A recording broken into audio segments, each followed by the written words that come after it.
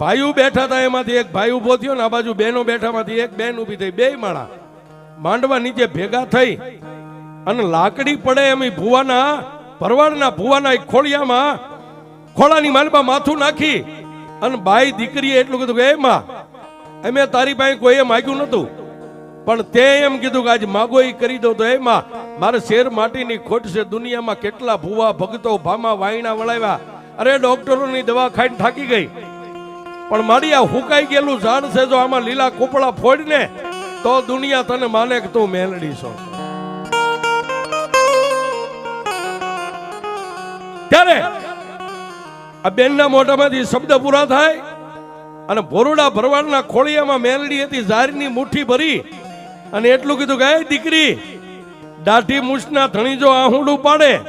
અને મેલડી કામ કરતી હોય, આજ તું એક મારી અબળા તો ગાયનો